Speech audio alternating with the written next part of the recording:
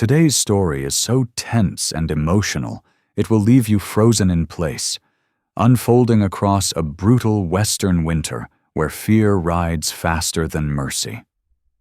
This is a land where hunters roam freely, and survival depends on who you meet when the storm closes in.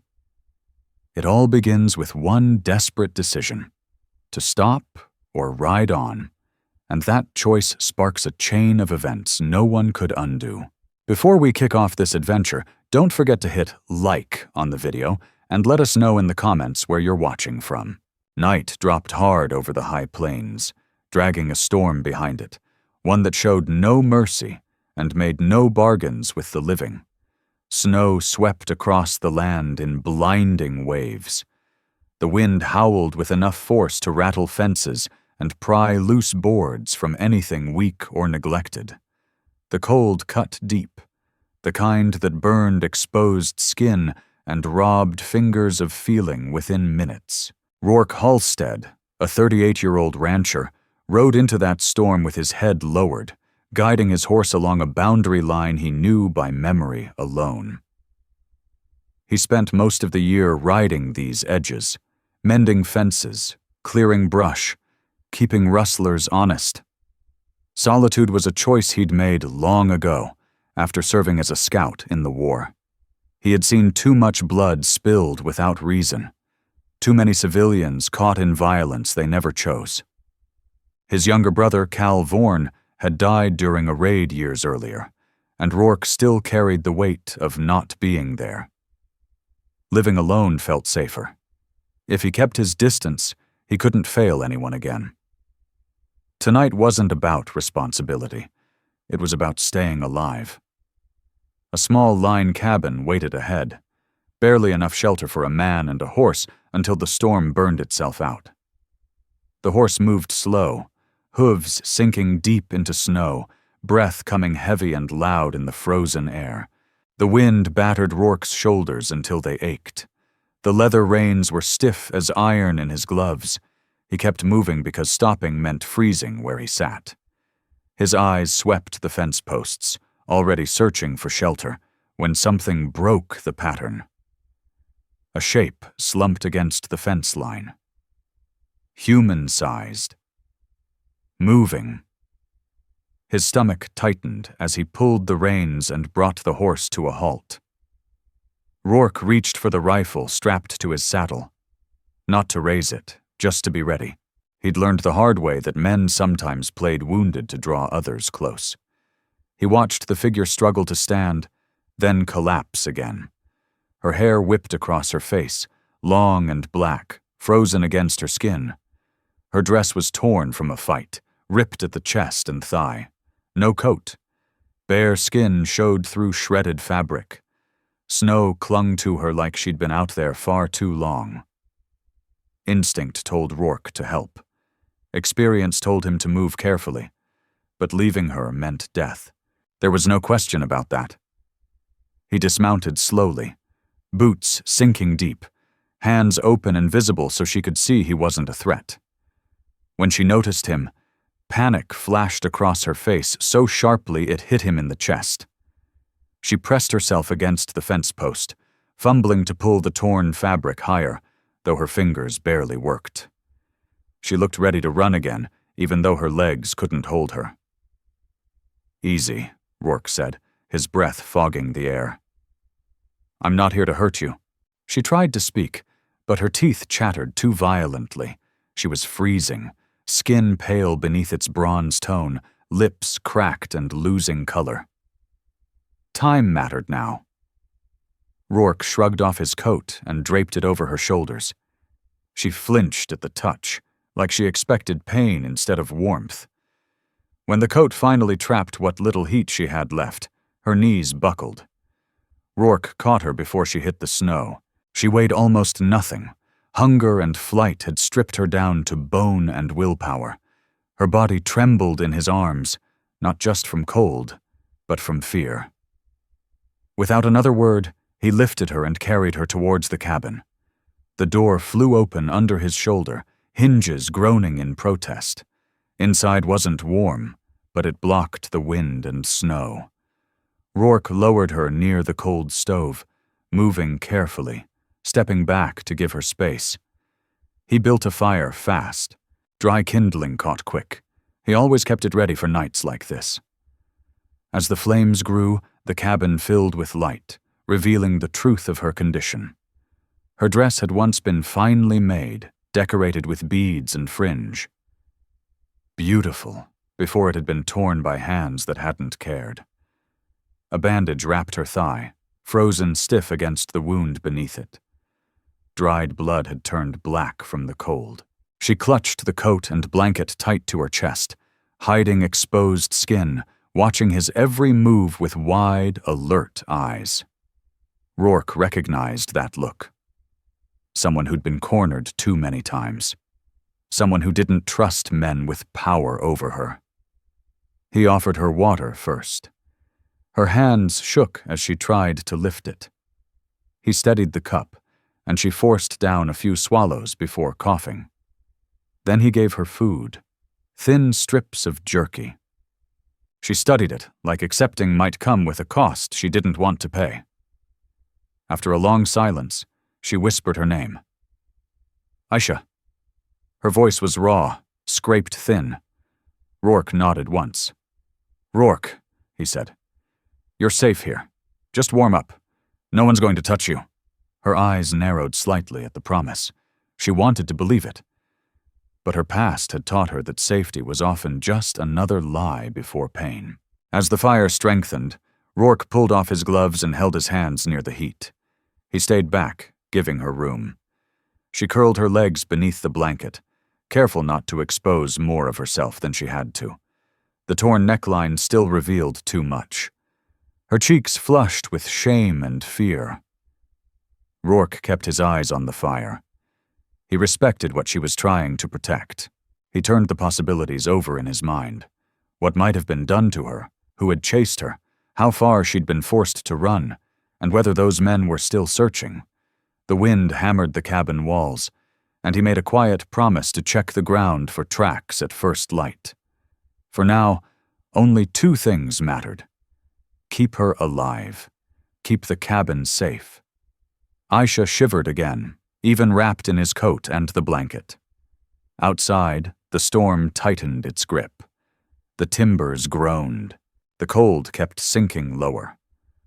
Rourke knew an ugly truth. If she stayed curled up alone beneath that blanket all night, it might not be enough. The cold crept through the walls like something alive, patient and relentless. He said nothing yet. He understood how a request like that, sharing body heat, would sound to a woman already terrified of what men demanded. He would wait until there was no other choice left to see. Isha's eyelids sagged with exhaustion, but every time her body began to relax, some unseen nightmare snapped her awake. She drew her knees in tight, eyes locked on the door, as if expecting it to burst open. Rourke sat against the wall, watching her, his jaw set hard. He hadn't planned on saving anyone tonight. All he'd wanted was to outride the storm and wake up breathing. But now, another life rested squarely in his hands. The fire flickered as the wind pushed hard against the logs. The night pressed them into a space neither had expected to share, facing a tomorrow neither could read. And though neither spoke it aloud, the truth settled between them. They would make it through the storm together, or not at all. The fire popped and hissed as it steadied, but even with the flames working, the cabin air stayed sharp with cold. Rourke kept his back to the wall, leaving space so Aisha wouldn't feel trapped. She clutched the blanket and his coat tight against her chest, breathing fast, as if danger still lurked inside these walls. He didn't blame her. She didn't know him. Lately, all men had brought her was fear. He watched her hands, shaking not just from the cold, but from nerves. He needed something from her now.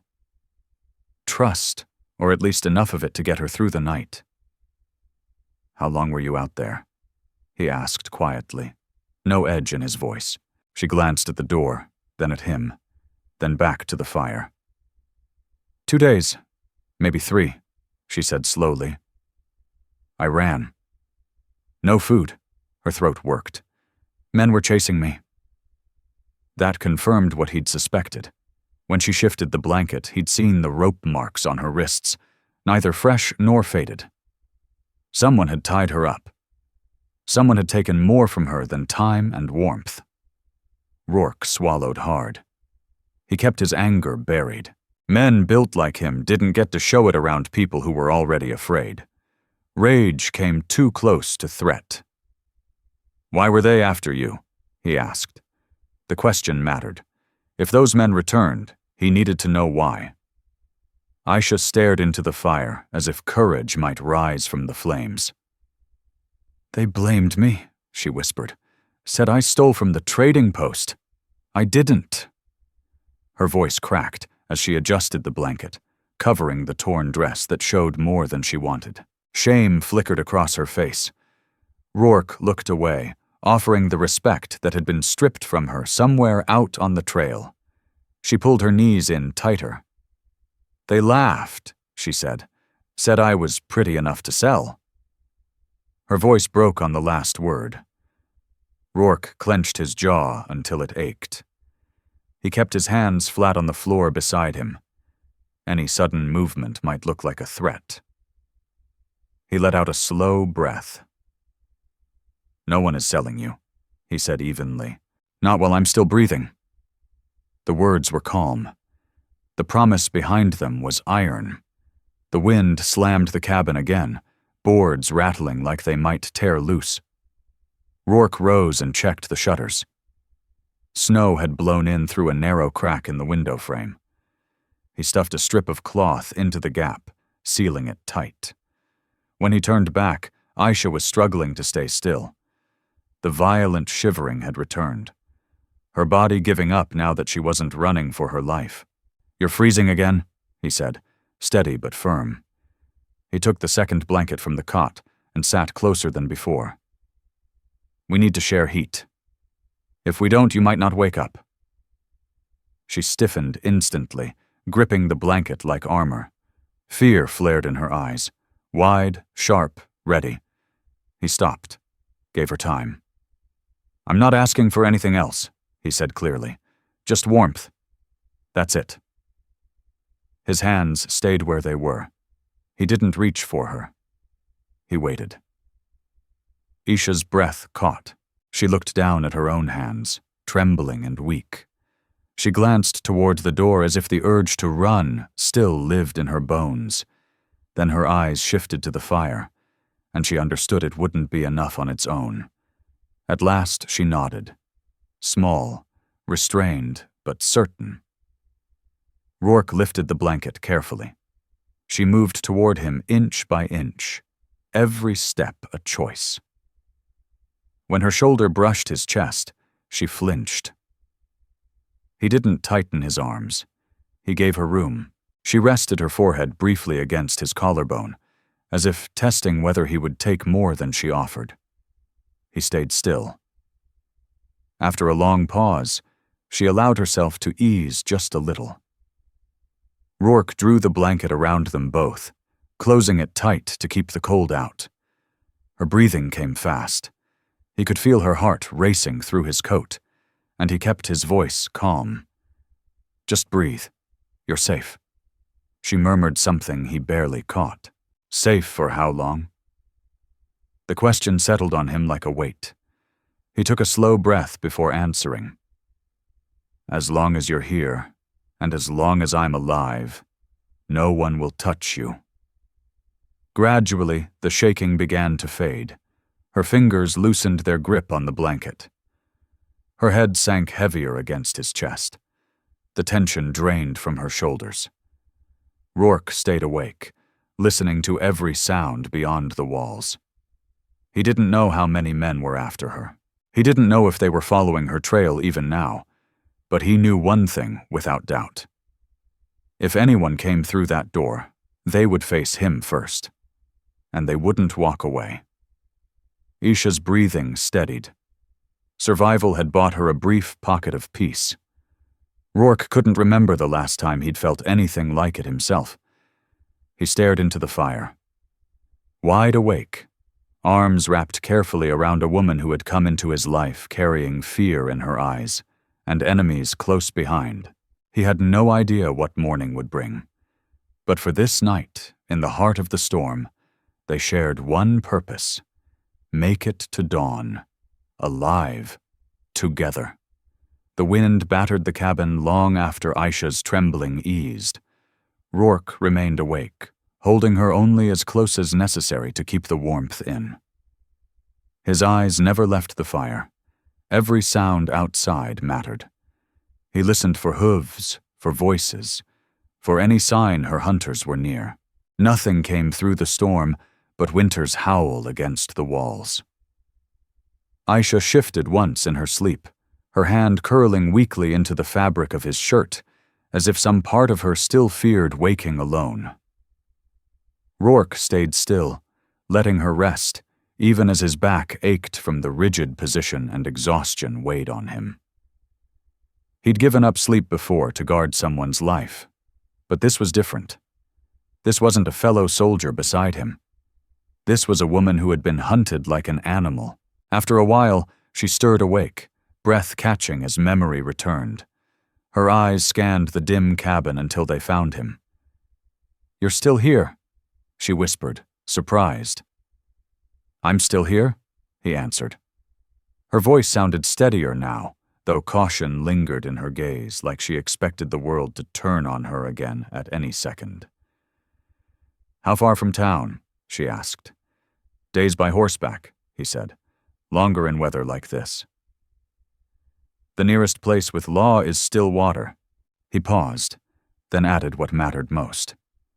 "No one gets to you there without going through me first." She accepted that quietly. Questions flickered in her eyes, about him, about why he lived this far from anyone. But she didn't ask. Instead, she looked down at the bandage on her thigh. The cloth was soaked and stiff. Infection worried Rourke more than the cold now. "Can I look at that?" he asked. She hesitated. He saw her weighing danger against need. Slowly, she nodded. Rourke leaned forward, keeping his hands visible until she gave a small sign of permission. When he peeled the cloth away, she sucked in a sharp breath. The wound was deeper than he'd hoped, torn from running, or something worse before she escaped. Red and swollen. Not deadly yet, but it could become that if ignored. "I need to clean it properly," he said. "I've got what we need. It'll hurt, but it'll stop it from turning bad." Her jaw set. "Do it." He worked with care, using warm water and a small bottle of whiskey he usually saved for nights colder than this. She hissed in pain, but didn't pull away. As he cleaned the wound, he caught sight of scars beneath the torn fabric. Older ones, the kind that carried stories she wouldn't share. His chest tightened. Whoever had hunted her had no right to draw breath. When he finished, he wrapped her thigh in a clean bandage, securing it firm but gentle. She let out a shaky breath. "Thank you," she murmured. Rourke answered with a small nod, then leaned back, giving her space again. For the first time, she looked at him with something other than fear. Not trust, not yet, but the beginning of something close. "They said you had a brother," she said carefully. Rourke's shoulders tightened.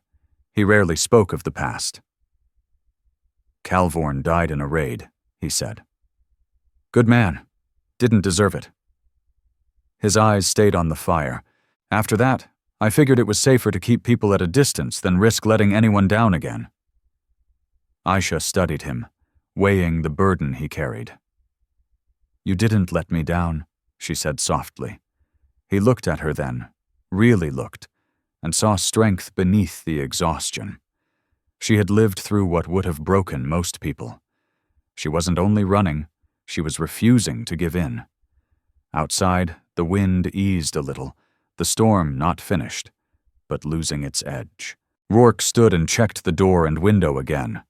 Snow was packed high against the frame, sealing out most of the world. The cabin felt smaller, yet safer.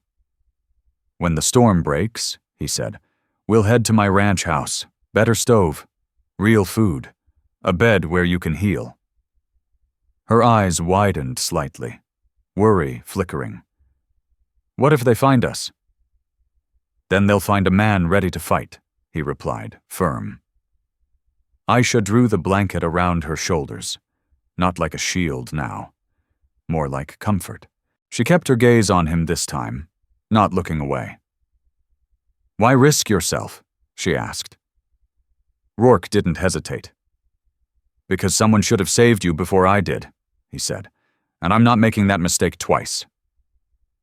Silence settled again, no longer tense but careful and gentle. Two people learning how to breathe in a world that had taken too much.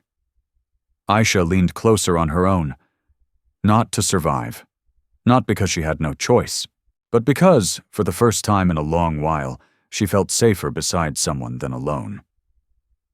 Rourke let it happen. His arm rested naturally around her shoulders. No demand, no claim. The fire burned steady. The storm's anger drifted farther away. Together they waited for dawn, alive, alert, no longer strangers in the dark. Morning pushed through the storm like a slow fight, gray light bleeding across the frosted window. The wind had settled, but the cold still held hard, the kind that punished carelessness. Rourke stretched his back gently so he wouldn't wake Aisha. She had fallen asleep leaning into him, breathing even and warm against his chest. It was the first time he'd seen her face without fear tightening every line. He eased away, tucking the blanket carefully around her. She stirred, but didn't flinch. Progress. He pulled on his coat, thawed and dry now, and stepped outside to see what the storm had left behind. Snowdrifts lay heavy along the fence line, and then he saw them. Tracks, not animal, hoof prints, 3, maybe 4 horses. They hadn't reached the cabin, but they'd come close enough to set a sensible man on edge. He crouched, fingers brushing the fresh impressions. Made during the night. Men had ridden through the storm, searching. Whoever hunted Aisha hadn't turned back for a little cold. Rourke's jaw set. He scanned the horizon. Nothing but white hills and bare trees. They could be anywhere. Inside, Aisha sat upright, blanket on her shoulders. Her eyes searched his face the moment he closed the door. "Someone was here?" she asked. She read him too well. "They didn't find us," he said, setting his rifle near the stove. "But they were close." He didn't soften it. She deserved truth, not comfort that would shatter later. Fear flickered in her eyes. Then she swallowed it. "They won't stop," she whispered. "Selling me pays better than catching a thief." Rourke nodded once. He'd known men like that in the war, men who counted lives like spare change. "We'll ride as soon as the horse can push through the drifts," he said. "My ranch is farther, harder to reach, safer." Aisha watched him, uncertain. "Why help me this much? You don't even know me." "I didn't know the men who killed my brother either," Rourke answered steadily. "Sometimes not knowing is reason enough." Her eyes softened, just a little, but it mattered. He boiled water and handed her a tin cup. She stayed guarded, but she didn't pull back from his hands anymore. She ate slowly, chewing as if every bite had to be weighed. Food felt the same way, like something she hadn't learned to trust yet. "You ever been to Stillwater?" Rourke asked, partly to steady her nerves, partly to learn what might matter later. "Yes," she said quietly. "I worked there, sewing, mending clothes." Her eyes dropped. "Some treated me fair." She paused. "Some didn't." That was all she offered, and it was more than enough. After they ate, Rourke checked the bandage on her leg. She flinched, but didn't pull back. The swelling hadn't spread. That was a good sign. She could ride if she had to. He handed her a pair of wool socks from a spare kit. She stared at them a moment, something soft threatening to surface before she smoothed it away. "You don't owe me anything," he said before she could speak. "You staying alive is enough." She studied him like she was searching for a hidden cost. When she didn't find one, she nodded, accepting it without words.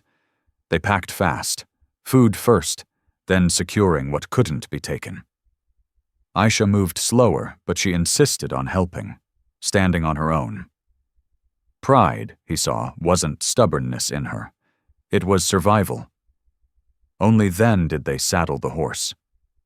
Rourke handed her a folded wool scarf. Her fingers paused halfway through opening it. "For your hair," he said. "Keeps your face warmer." "Helps with the wind." She wrapped it carefully, covering most of her hair and part of her cheek, little more than a disguise, but enough. "You ready?" he asked. "No," she answered honestly, "but I go." He helped her up, then swung on behind her, reins in hand, one steady arm at her waist. She didn't tense this time when he touched her. When the wind cut hard, she leaned back into him. As they left the cabin behind, pushing through deep snow, Aisha whispered something he barely caught. Her voice was quiet, but there was steel beneath it. "They killed 2 others like me," she said. I ran. I was lucky." Rourke stared ahead, the cold biting into his lungs. "You survived," he said. "That's not luck. That's strength." She didn't answer, but she stayed close, her hand gripping his arm. Not just from fear, more from the need to hold on to something solid. The cabin shrank into the white behind them. Ahead waited danger, bitter cold, and a trail that could give them away if the Frostjaw riders came back. But there was also a ranch, one Rourke hadn't thought of as home in years. Maybe now it could be something more, with every step through the snow. One truth settled between them without being spoken. They weren't riding away from the world anymore. They were riding toward a future together. Snow-laden branches sagged as Rourke guided the horse through deep drifts. His arm stayed firm around Aisha's waist, steadier now. The storm had left behind a silent land. No birds, no dust. Only the faint crack of ice under hooves and the far-off whistle of wind retreating toward the mountains. The cold was still vicious, slicing through layers and burning any skin left bare. Rourke felt Aisha shiver whenever a gust slipped under her scarf and curled at her neck. His eyes kept moving. Ridges, low draws, anything that didn't belong. The tracks he'd seen earlier stayed heavy in his thoughts.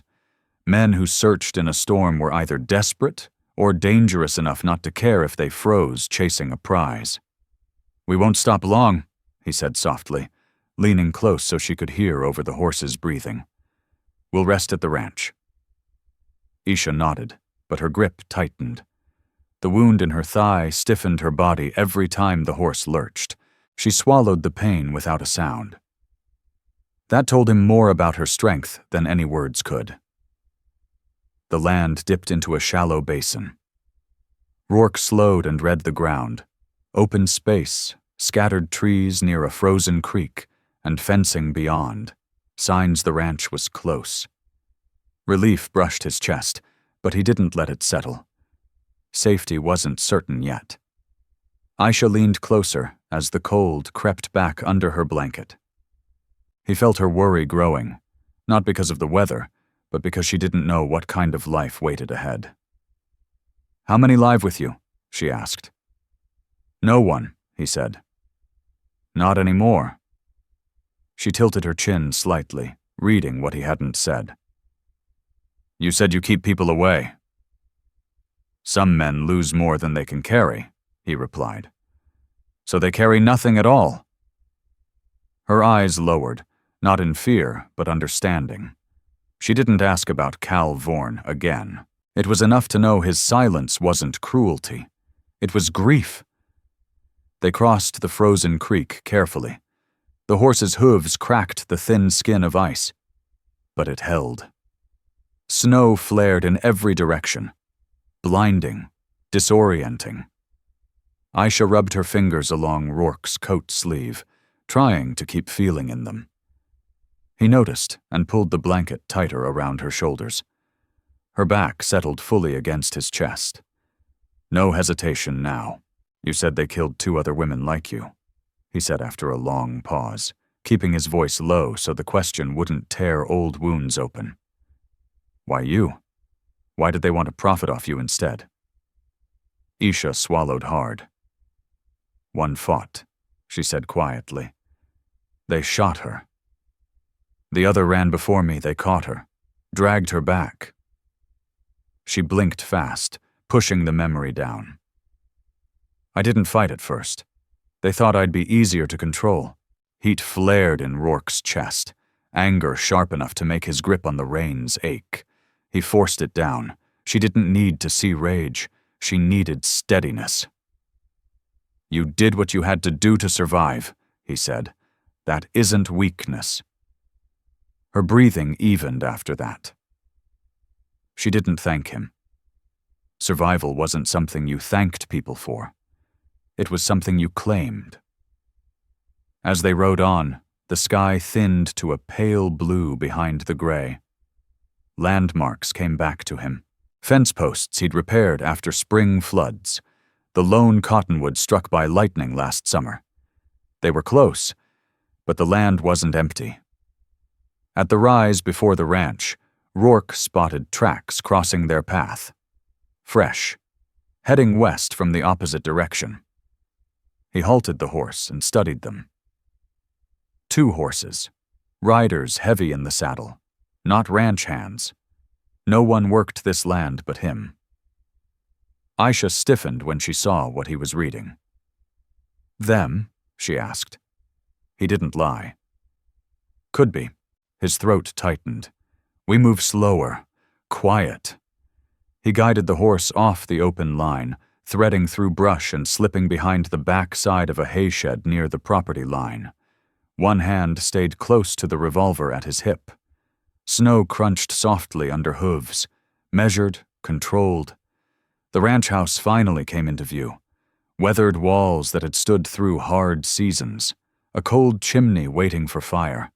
A place that once held laughter, arguments, the noise of ordinary life. A place that had gone silent after Cal Vorn died. Rourke had always told himself the quiet was easier. Now it felt hollow. He helped Aisha down, careful of her injured leg. She leaned into him without hiding the unsteadiness. That, too, was trust. He led her inside, shut the door, and dropped a thick beam into place. The house smelled of dry wood and time. No fire yet, no warmth, but solid walls and stores enough to give them a chance. Rourke moved fast, lit the lantern, stacked wood, struck a match. Flames caught, steady and growing. Aisha eased into the chair nearest the stove, drawing the blanket close. "This your home?" she asked, softer than before. "It's a roof and a stove," he said. "Home comes later." She studied him, really studied him, and he saw the question behind her eyes.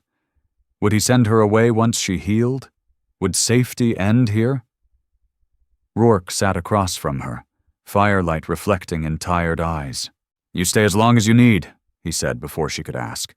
"If those men come, they meet me, not you." Her lips parted, but no words came. Instead, she reached out, hesitant, brave, and set her hand on the table between them, close enough that he could have taken it. He didn't. Not yet. He placed his hand near hers. An inch apart. Close enough to promise he wouldn't leave. Far enough to honor every boundary she still held. "You saved me," she whispered. "No," he said. "You saved yourself. I'm just making sure you get the chance to keep doing it." Outside, the land lay silent under a cold blue sky. Danger still moved somewhere in those hills, but inside the ranch house, warmth spread and fear loosened its grip. For the first time in a long while, Rourke wasn't surviving alone, and Aisha wasn't running anymore. The fight wasn't over. The storm hadn't finished. But together, they were stronger than anything coming for them, as the stove's fire steadily pushed heat into the room. The memory of the brutal night began to fade, melting under the steady warmth of the stove. Rourke watched Aisha closely, noticing how she held the blanket now, not out of fear, but for comfort. Still, he knew the calm wouldn't last. Those tracks he'd seen cutting across his land weighed on his thoughts. Trouble had a way of showing up when you least wanted it. He set a tin plate of beans and warm bread on the table. Isha's eyes followed his hands, cautious, as if food might still come with a price. She hesitated before eating, fingertips brushing the crust like she needed proof it was real, that this pocket of safety wasn't a fragile dream waiting to shatter. She ate quickly at first, then slowed when her body reminded her what days without food had done. Rourke sat and stretched his stiff legs beneath the table. "We'll stay here a few days," he said. "You need enough strength to move if things turn bad." His voice was low, steady. Isha didn't look afraid this time. She looked resolved. "I don't want to run anymore," she said. He respected the honesty, even as he knew survival demanded clear choices. "Running isn't weakness," he replied. "Sometimes it's the smartest move a person can make." She studied him, still trying to understand the man behind the quiet. Then she asked something he hadn't expected. "Why were you riding alone yesterday? A storm like that? Most stay inside." "Say." He didn't answer right away. The truth wasn't simple. "Most days I prefer the quiet," he said at last. "No one to watch me fail?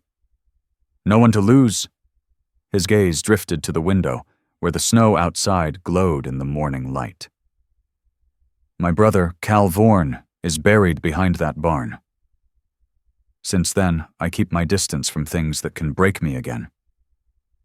Aisha lowered her eyes, not in pity, but in understanding. "Loss hardens the heart," she whispered. "Mine turned to stone for a long time." He didn't ask when she'd lost. The way she stared into the fire told him enough. After breakfast, Rourke helped her to her feet with careful hands. She tested her weight on the injured leg, pain flashing across her face, though her voice stayed even. "I can stand." "You can," he said, "but don't push more than you have to." He guided her to the bed near the back wall. A real mattress, blankets stacked thick. Aisha sat slowly, running her palm across the fabric like it might disappear if she trusted it too much. "You sleep here?" Rourke said. "And you?" she asked quickly.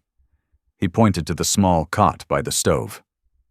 "I'll be close, in case anything happens." She nodded, no argument. The bed was clearly meant for a woman. He offered no explanation for why it was still kept with care after years of solitude. She could guess. It belonged to someone gone, a memory that lingered quietly in the house. Isha settled in, adjusting the blanket over her legs. Exhaustion tugged at her eyelids, her breathing slowing.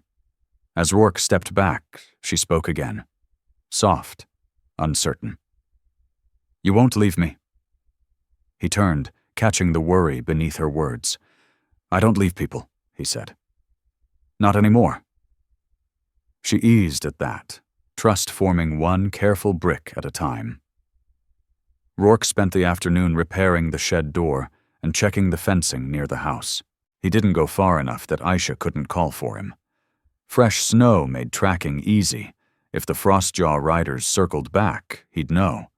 Every task had purpose: sheltering the horse, sharpening tools, stacking firewood. Protection wasn't only about guns. It was about readiness for a long fight or a long winter. Inside, Isha slept through most of the day, her body reclaiming strength it hadn't known in weeks. Each time she woke, she glanced toward the window, listening for hooves or voices. The fear wasn't gone. It just didn't own her anymore. When evening came, Rourke returned to find her awake, sitting up as firelight painted her skin gold. The scarf still rested at her neck, but her hair had dried, dark strands falling over her shoulder. This time she didn't hide behind the blanket. She watched him enter, and something new flickered in her eyes. Not fear, not suspicion, but hope taking its first careful breath. "I owe you much," she said. "You owe me nothing," he replied. "You surviving is enough." She shook her head. "Not many risk themselves for my people." He understood. Settlers and Apache lives rarely crossed without blood or distrust. But Rourke had stopped believing in sides a long time ago. "I don't care who you are," he said simply, "or where you come from. You needed help. I was there." Silence filled the room, steady and unafraid. But it wasn't the heavy kind of silence that dragged old losses back to the surface. This one was softer, warmer. Later, as night settled deeper, Aisha shifted beneath the blankets, drawing them up beneath her chin. Her eyes moved toward the cot where Rourke sat, methodically cleaning his rifle. Snow tapped lightly against the window. The stove clicked as the fire settled into a steady burn. "Do you think they'll come?" she asked, her voice barely carrying. "I think men who treat women like property don't quit easily," he said, just as honest. Her eyes didn't widen with fear this time. They hardened with resolve. "Then let them. I'm done being something to take." Something tightened in Rourke's chest. Respect. He set the rifle aside and leaned back, keeping watch over her. Her head sank into the pillow. Worry still shadowed her eyes, but sleep finally pulled her under. Her breathing evened. She wasn't running tonight. She wasn't hiding alone in the dark. Rourke kept his attention on the window, listening for anything the snow might try to hide. If danger came, it would meet him first. He wasn't sure when it had changed, but somewhere between the cabin and the ranch house, his purpose had shifted. He wasn't helping a stranger anymore. He was protecting someone who needed him, someone he refused to lose. Night pressed against the ranch house again. The wind wasn't as violent as before, but the cold outside could still kill anyone careless enough to face it uncovered. Inside, the fire held steady. Orange light flickered across the walls. Rourke stayed awake on the cot, rifle cleaned and close at hand. Isha slept deeper than she had the night before. Still, every so often, her fingers tightened around the blanket, as if a dream tried to pull her back into fear. He never looked away for long. Hours dragged past. His eyes burned with exhaustion, but he didn't let himself sleep. Too much depended on staying alert. Too much rested on the promise he'd made. Just as dawn crept in as a thin gray line across the snow, Isha stirred. She pushed herself upright slowly, wincing as her injured thigh protested. Dark hair fell loose around her face. She scanned the room until her eyes found him, and some of the tension eased from her shoulders. "You didn't sleep," she said quietly. "I rested," he answered. He didn't mention how little. He needed to know no one had come. She studied him longer than before. Her gaze held respect, and something gentler she didn't yet know how to show. "You kept watch for me." Not a question. "I kept watch for both of us," he replied. He helped her stand, careful of her leg. She didn't pull away when his hand steadied her back. Trust returning in small, fragile pieces. He guided her to the table where breakfast waited, eggs fried in a cast-iron pan, leftover bread, hot coffee. Simple. Real. She ate slowly, each bite reminding her that survival wasn't a desperate fight right now. While she ate, Rourke stepped outside and back again, checking the ground. No new tracks. Yet the unease lingered like a shadow along the fence. Back inside, he found Aisha watching the flames. "If they come back," she said carefully, "you shouldn't fight for me. I don't want you dead because of me." Rourke leaned against the wall, folding his arms. "I don't plan on dying," he said. "And if they show up, they'll regret riding this far." She lowered her eyes. "They hunt for profit, not justice." "I've seen men like that," he answered. "They take because they think no one can stop them." He stepped closer, his voice steady. "They picked the wrong ranch." Aisha drew a deeper breath, strength settling into her chest more than she expected. Then another fear surfaced, the one she'd avoided since arriving. "When I heal, do I have to leave?" Rourke froze for half a heartbeat. He knew that fear too well. Being unwanted, being alone again, being thrown back into a world where nothing was promised. "You stay as long as you want," he said. "No deadline, no conditions." Her lips parted in surprise. Her face softened completely. She wasn't used to being given a choice. Not kindness with strings attached. To ease the weight of the moment, Rourke tipped his chin toward her bandaged leg. "We should change that dressing." She let him guide her back to the bed. He loosened the wrapping slowly, careful not to jar the wound.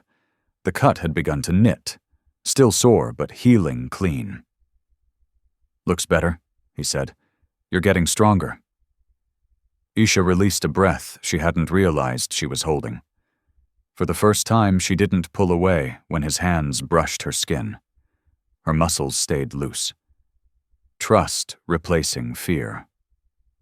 The quiet between them thickened. Not awkward, just crowded with thoughts neither of them spoke. She held his gaze longer than before, as if memorizing safety. "I can help here," she said. "Work, cook, clean. I don't want to be a burden." Rourke shook his head. "You're not." She pressed gently anyway. "It makes me feel alive, to do something, to not hide."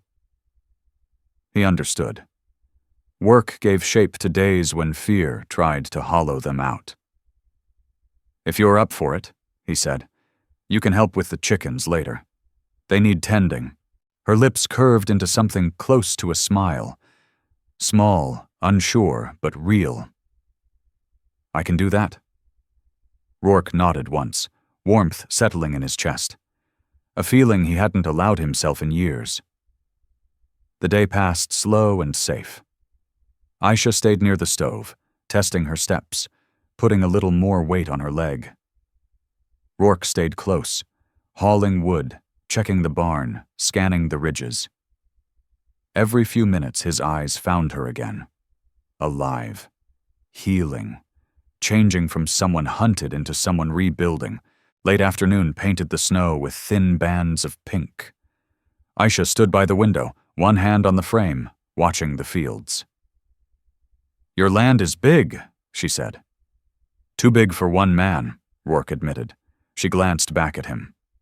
"Not now." The words landed heavier than she meant. As evening settled, Rourke lit the lanterns. Isha moved slower, the cost of pushing her recovery showing in her steps. She took her place by the fire again, drawing the blanket around her, no longer shrinking inside it. "You saved my life twice," she said suddenly. "First from the cold, second from fear." Rourke didn't answer at once. Some praise cut too deep, reopening old wounds before they healed. "You saved yourself by not giving up," he said. "I just helped you keep moving." She reached out like she had the night before. This time he met her halfway. Their fingers brushed, then rested, careful, unhurried. Her skin was warm, alive. "I want to live," she whispered. "You are," he said. She lifted her eyes to his. Firelight reflected there, and something deeper than either expected when the storm began. "And I want to stay with you." His chest tightened, not with fear, but with a feeling he hadn't known since before Cal Vorn died. "You stay," he said. "No one takes you from here." Outside, the last light drained from the sky. Shadows stretched long across fresh snow. Somewhere out there, dangerous men might still be riding. But inside the ranch house, trust was taking root. Strength was gathering. They were no longer two strangers thrown together by winter. They were becoming something that could stand against whatever came next. Morning broke under clear skies. Sun flared across the snow like white glass. Too peaceful. The kind of quiet that set a man like Rourke on edge, because danger liked silence as much as it liked cold. He checked the rifle again and set it where he could reach it fast. Aisha stood by the window, balanced on her stronger leg, one hand resting on the frame. She watched him prepare. "You think they're near?" "I think they're looking," he said. "Men like the Frostjaw riders don't quit after one storm." Her jaw set. She nodded. No longer prey. Rourke stepped outside to haul in more firewood before the sun lost what little strength it had. Aisha insisted on helping. He didn't want her exposed to the cold for long, but the set of her jaw told him arguing would be useless. She wrapped the scarf tight and moved carefully into the snow, favoring her injured leg. Rourke stayed at her side, close enough to catch her if she slipped. Beyond the ranch house, the land stretched wide and empty, but his eyes picked up what most would miss: older tracks leading away from the road, the ones made when he and Aisha had arrived. No fresh prints yet. That meant time, not safety. Aisha bent to lift a short log and sucked in a breath when pain shot through her thigh. Rourke was there instantly, steadying her by the elbow. She didn't pull away. She looked grateful, not embarrassed. That told him how far she'd come. Back inside, she helped stack the wood. Her breathing stayed shallow, but she kept going until the job was finished. Rourke watched her lower herself into a chair, pushing hair back from her face. Even worn down, there was fire in her eyes. "You're healing faster than I expected," he said. "Stubbornness helps." Her lips twitched. "Where I come from, stopping means death." He took the chair across from her, boots stretched toward the stove. "Where you come from?" he asked. He realized he knew almost nothing about her life before fear carved it into pieces. Aisha stared into the fire, choosing her words with care. "My family lived near the canyon lands. We moved with the seasons, hunting, gathering, trading. There aren't many of my people left near the towns." Her breath thinned.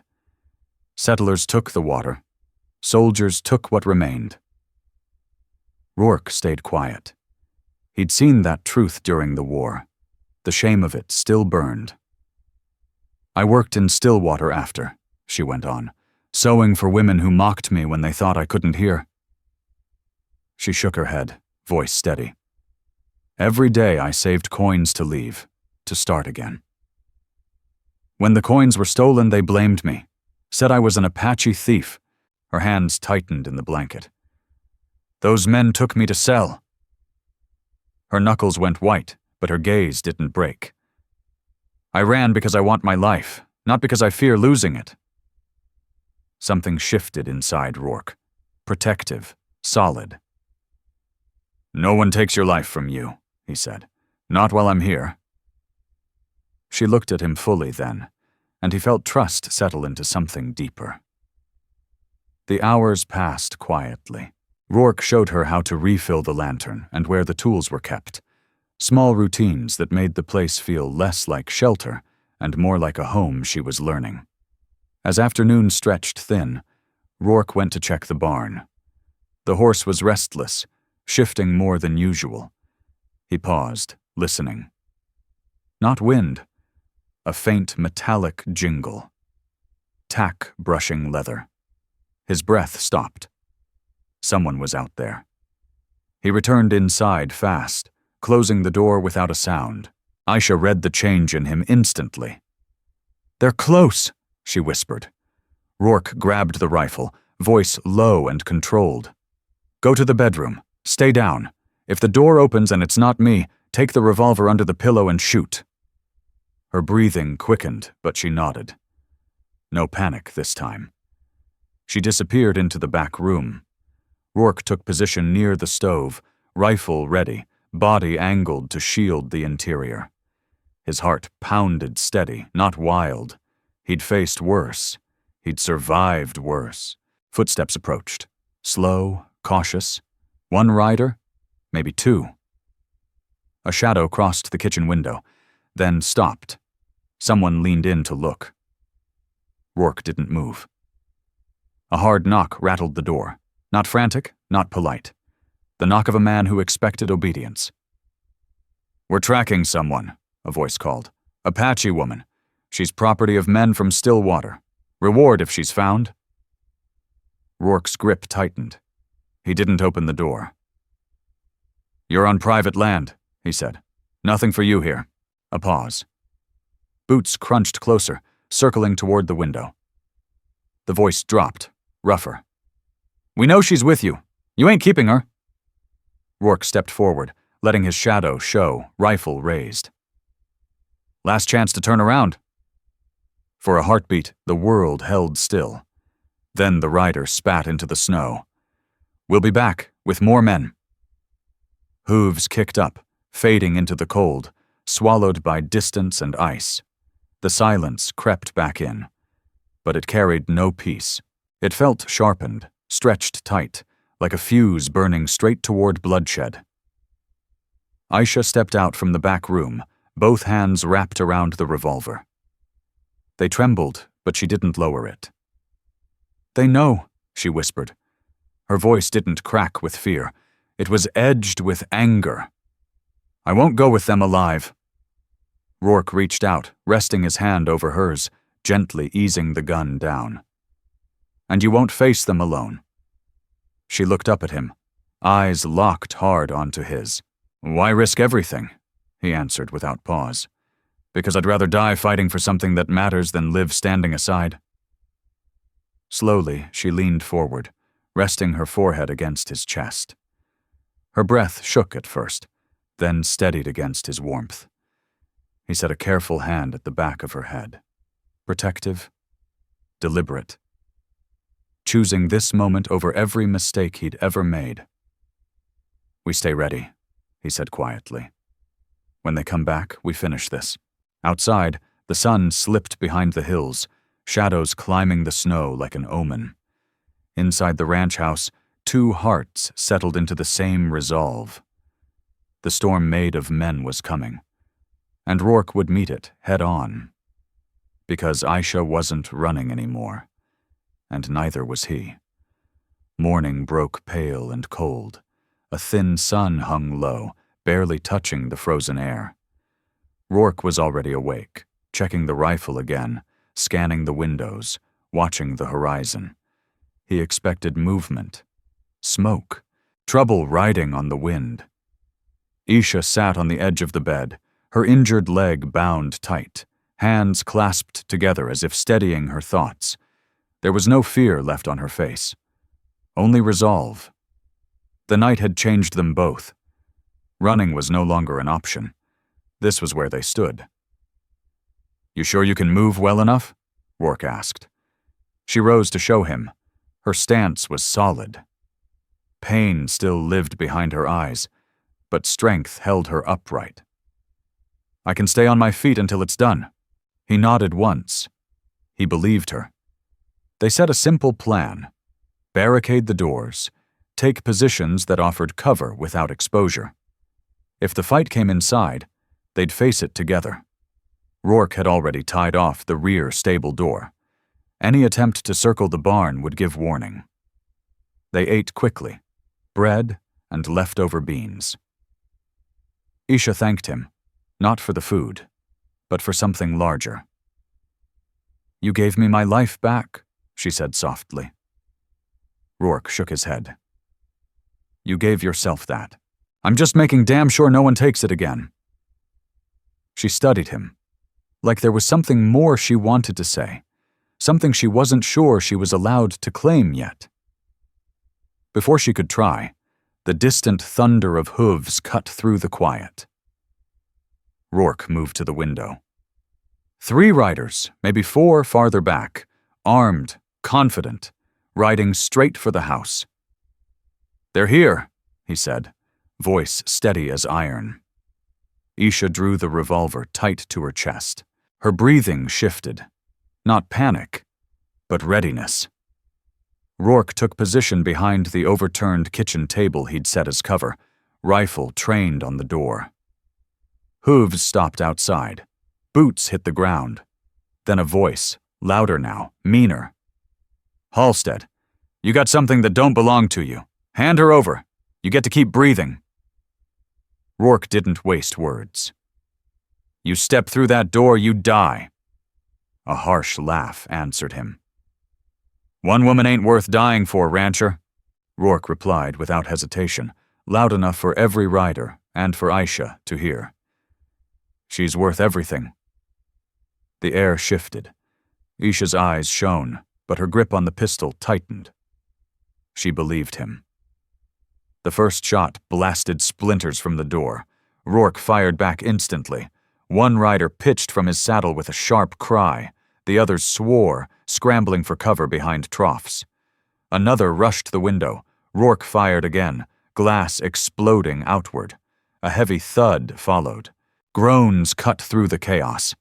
Aisha held her position, revolver steady, waiting for the next move. Her eyes stayed sharp on the back door, watching for any shadow that didn't belong. She wasn't locked in fear. She was in the fight now. 2 riders broke away, angling toward the barn. Rourke caught their movement through the side window. "Stay here," he said. "No," she answered at once. "We do this together." Rourke didn't waste time arguing. He passed her a second belt of cartridges. Then they slipped out the back. Their boots whispered against the snow. The barn rose ahead, offering cover. Rourke moved to one side, Aisha to the other. The first man rounded the corner too fast. Rourke fired once, clean and final. The second rider heard the shot and spun. Straight into Aisha's sights. Her pistol cracked, sharp and sure. The man dropped hard into the snow. She froze for half a breath, staring at what she'd done, choosing her life over his. Rourke stepped in beside her, solid and steady. "I wouldn't have hesitated," he said. She nodded once, firm. The silence that followed felt heavier than before. Rourke waited, pulse steady now. When nothing else moved, he swept the land one last time. Only still bodies and a quiet morning remained. They'd won. They went back inside together. Rourke set the rifle down and let out a long breath, the kind a man takes when a promise has been kept. Isha leaned against the table, adrenaline draining away, leaving her worn but breathing. "It's over?" she asked. "It's over," he said. She looked at the floor for a moment, then lifted her gaze to him. "You risked your life, for me." Rourke stepped closer, his voice rough with truth. "You're not a burden, Aisha. You're not a problem to fix. You're someone I want here." Her breath caught. "Why?" He didn't look away. "Because when I found you, I thought I was saving someone. Turns out you were saving me, too." Whatever wall still stood between them finally broke. Aisha reached up and touched his cheek, light and careful, like she was still learning what gentleness felt like. Rourke leaned in slowly, giving her every chance to pull back. She didn't. Their lips met, warm, steady, real. Not a kiss born of fear or desperation, but one that carried a future in it. When they parted, she rested her forehead against his. "I want to stay," she said. "Not just because I need safety, because I choose you." His answer came low and certain. "Then stay. Stay for good." Isha smiled, small but full, a smile shaped by survival and finally belonging. She looked around the ranch house, the stove, the blankets, the walls, then out toward the land beyond the window. Not a cage, a chance. "This is home now," she said. Rourke wrapped his arms around her, holding her close. Not to keep her from leaving, but to hold the life they had fought for together. He murmured into her hair, "Home's better with two." Outside, the snow glittered beneath a clearing sky. No longer a threat, just the promise of new days. No storms chasing them, no men hunting them. Only two people who refused to let the cold win, and found warmth in each other instead. Finally, let me send my deep thanks to you. Thank you for giving your time to this story. Some journeys shape us, and we hope this one left a mark on your heart. There are more paths ahead, more legends of love, hardship, and redemption beneath the western sky. Please subscribe, leave your thoughts, and travel with us once again. Thank you, and God bless. Aviso legal for.